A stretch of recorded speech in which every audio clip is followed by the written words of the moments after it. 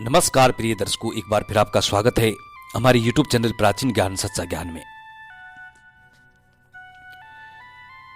प्रिय दर्शकों, आज फिर नया वीडियो नई जानकारी लेके हम हाजिर हुए हैं। आज की इस वीडियो में, आज की इस कहानी में हम आपको बताएंगे कि मोर और मोरनी का जन्म कैसे हुआ, इनकी उत्पत्ति कैसे हुई। ये कहानी बड़ी पावन और पवित्र है, इस कहानी को जरूर सुने।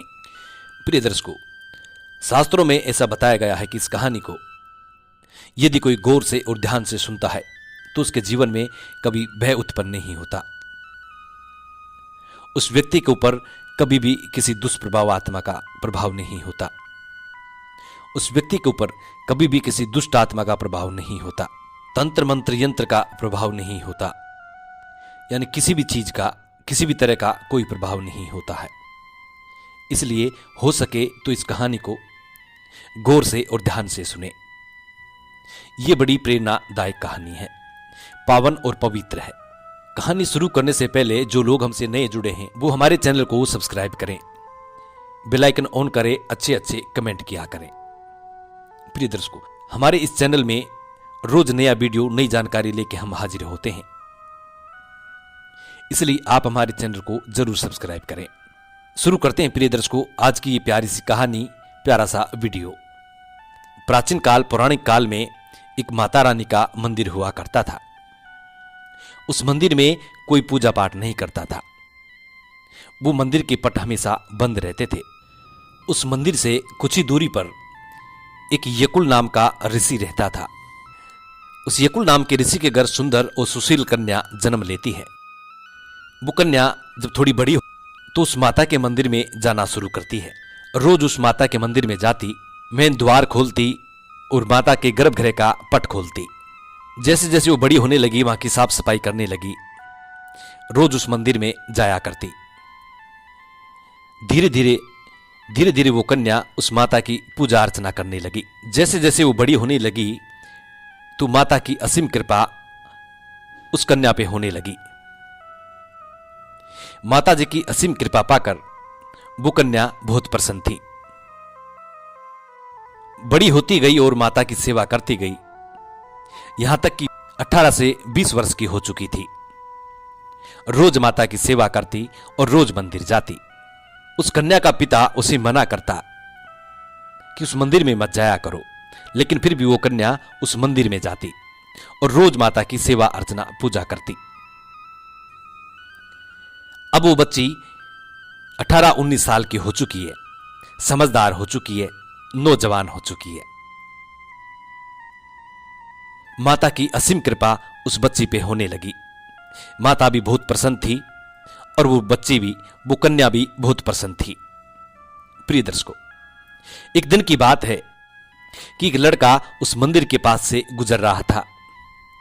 जैसे ही उस लड़के की नजर मंदिर पे, वो लड़का भी पूजा पाठ में बहुत विश्वास रखता था और माता रानी का परम भक्त था। वो लड़का उस मंदिर के अंदर जैसे पांव रखता है, पांव उसके माता जी के मंदिर के अंदर पड़ते हैं और नजर उस लड़की पे पड़ती है, उस कन्या पे पड़ती है। उस कन्या को देखकर वो लड़का एकदम चकाचौंध हो जाता है, क्योंकि वो लड़की इतनी सुंदर थी, वो कन्या इतनी सुंदर थी, मानो कि आसमान से कोई परी उतर के आई हो। खूबसूरत वो कन्या थी। उस कन्या की खूबसूरती को देखकर वो लड़का पागल जैसा हो जाता है। वो लड़का वहां से आगे माता के दर्शन करने के लिए पहुंचता है और माता से हाथ जोड़ के कहता है कि मां, यदि तुम इस मूर्ति में विराजमान हो तो मेरी इच्छा पूरी करो। कहता है, मां, मुझे इस लड़की से शादी करनी है, ये लड़की मेरी पत्नी बननी चाहिए। मां, यदि इतना काम मेरा आप करा देती हैं तो मैं आपके चरणों में अपना सर चढ़ा दूंगा। प्रिय दर्शकों, वो लड़का माता रानी से ये वचन कहता है कि मां, यदि ये लड़की मेरी पत्नी बन गई, यदि इस लड़की को आपने मेरी पत्नी बना दिया तो आपके चरणों में मैं अपना सर चढ़ा दूंगा। प्रिय दर्शकों, और कहता है कि मां, अब मैं आपके मंदिर में तभी कदम रखूंगा जिस दिन ये लड़की मेरी पत्नी बनेगी। प्रिय दर्शकों, इतनी बात कहकर माता से अरदास लगा के वो लड़का वहां से चला जाता है। माता रानी की कृपा हुई, कुछ समय बाद में उसी लड़की से उस लड़के का विवाह हो जाता है, शादी हो जाती है। अब शादी के माहौल में वो लड़का भूल जाता है कि मैंने माता रानी को एक वचन दिया है। प्रिय दर्शकों, माता रानी इस बात को देखकर बड़ी क्रोधित होती है और माता रानी कुछ महिलाओं को दर्शन दे करके और ये कहती है कि उस लड़के को जाकर के याद दिलाइए, वो मेरे को वचन दे के गया था कि यदि इस लड़की से मेरी शादी हो जाएगी, मेरा विवाह हो जाएगा, तो आपके चरणों में मैं अपना सर चढ़ा दूंगा। प्रिय दर्शकों, माता रानी की आज्ञा पाने के बाद कुछ महिलाएं उस लड़के के घर जाती हैं। लड़का अपनी पत्नी को पाकर बेहद खुश था, लड़की भी बहुत खुश थी। वो महिलाएं सभी उस लड़के के घर जाती हैं और जाकर के कहती हैं, सभी महिलाएं कहती हैं कि ऊपर वाले की लीला अपरंपार है, क्या खूब जोड़ी बनाई है, लड़की तो ऐसे लग रही है मानो आसमान से कोई परी उतर के आई हो। सभी महिलाएं इस वचन को कहती हैं, इस बात को कहती हैं। जैसे महिला इस बात को कहती हैं, लड़का ये बात को सुन लेता है। जब लड़का इस बात को सुनता है तो लड़के को अचानक वो पहले वाले ख्याल आते हैं।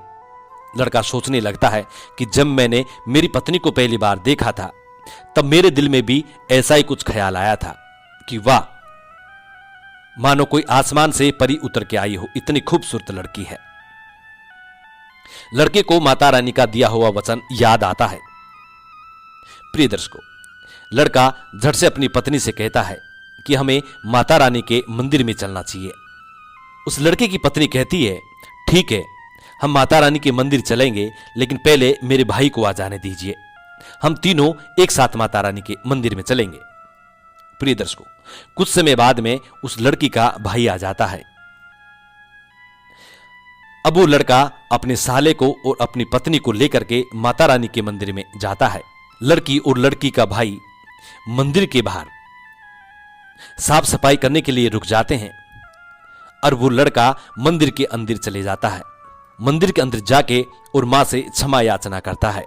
मां से कहता है, मां, आपने अपना वचन निभाया है, लेकिन मैं वचन निभाने में थोड़ा लेट हो गया हूं, मां मुझे क्षमा कर दीजिए। इतनी बात कहकर वो लड़का कहता है कि मां, मैं अपना वचन निभाने के लिए तैयार हूं, सज्ज हूं। इतनी बात कहकर वो लड़का मां के हाथों में जो तलवार थी उसी तलवार को लेकर अपना सर धड़ से अलग कर देता है। प्रिय दर्शकों, वो लड़का अपना सर मां के चरणों में चढ़ा देता है। उधर बाहर उस लड़के की घरवाली और उस लड़के का साला दोनों इंतजार करते हैं।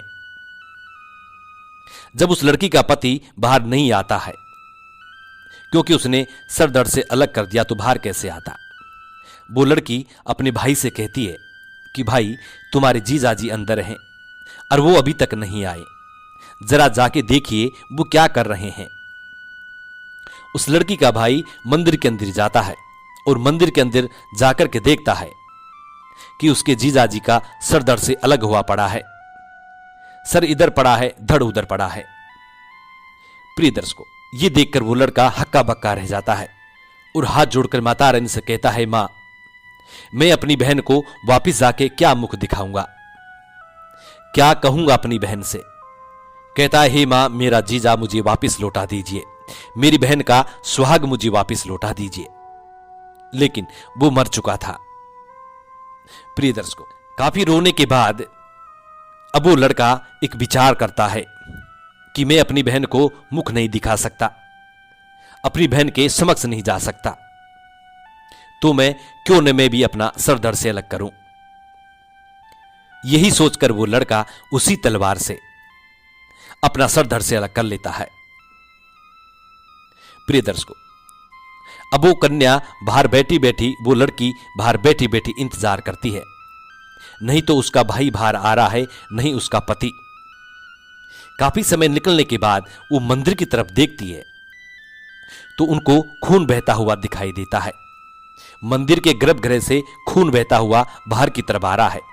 यह देखकर वो लड़की चौंक जाती है। उसके बाद वह दौड़ी दौड़ी मंदिर के अंदर जाती है।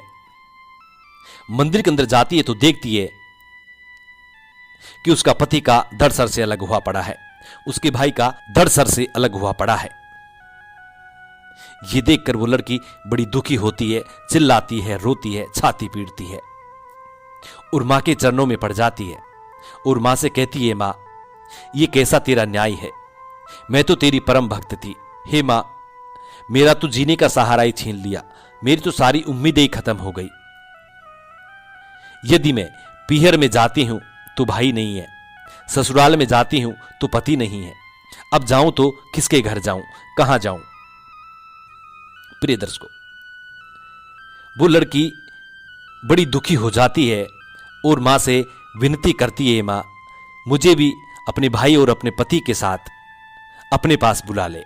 अब वो लड़की सोचने लगती है कि अंत भला तो सब भला।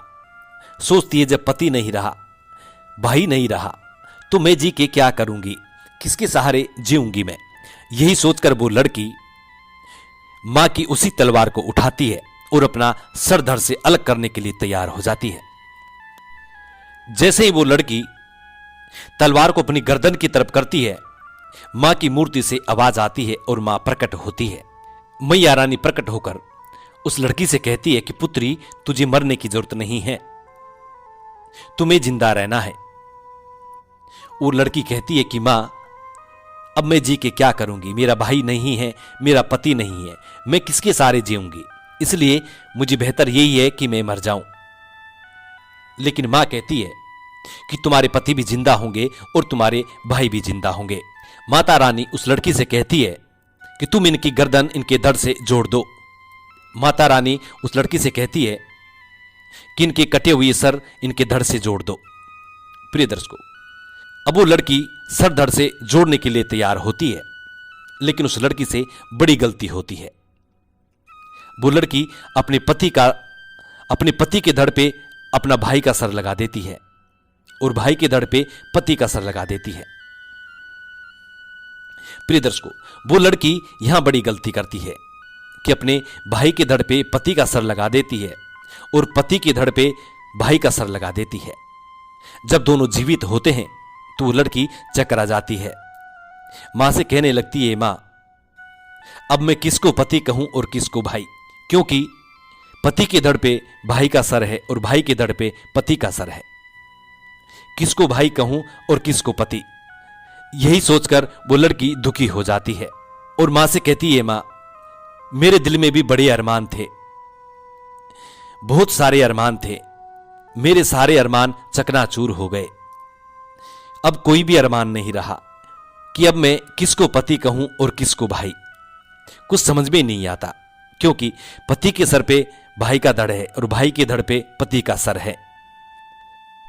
दोनों जिंदा तो हो गए, लेकिन सारे रिश्ते ही खत्म हो गए। लड़की कहती है, मां इससे अच्छा तो यह है कि हम तीनों को फिर से मौत के घाट उतार दो, इस संसार से हमें मुक्ति दे दो। इतनी बात फिर से वो लड़की माता रानी से कहती है। माता रानी उस लड़की से कहती है कि पुत्री, ये गलती तुम्हारी है, यदि तुम ठीक से और ध्यान से जोड़ती तो ये ठीक होता, लेकिन ये गलती तुम्हारी है, अब इसका भुगतान तो तुम्हें भुगतना ही पड़ेगा। प्रिय दर्शकों, माता रानी फिर एक बात कहती है कि पुत्री, अब सिर्फ एक ही रास्ता बचा हुआ है, इस रास्ते से तुम वो सब कुछ पा सकती हो जो तुम कामना करती हो। लड़की मां से कहती है, मां आप भी एक मां हैं और मैं भी मां बनना चाहती हूं, मेरे भी बड़े अरमान हैं कि मैं भी मां बनूं, मुझे भी कोई मां कहने वाला हो। प्रिय दर्शकों, इतनी बात वो लड़की माता रानी से कहती है कि मां मेरे भी कोई पुत्र हो और मुझे भी कोई मां कहने वाला हो। उस लड़की की इतनी बात माता रानी सुनती है और माता रानी कहती है कि पुत्री, अब सिर्फ एक ही रास्ता बचा है और कोई रास्ता नहीं है, उस रास्ते से तुम मां भी बनोगी और तुम्हें मां कहने वाला भी पैदा होगा। वो लड़की कहती है कि मां ऐसा क्या करना पड़ेगा, तो मां कहती है कि तुम्हें इंसान की देह छोड़कर और तुम्हें मोर की देह अपनानी पड़ेगी।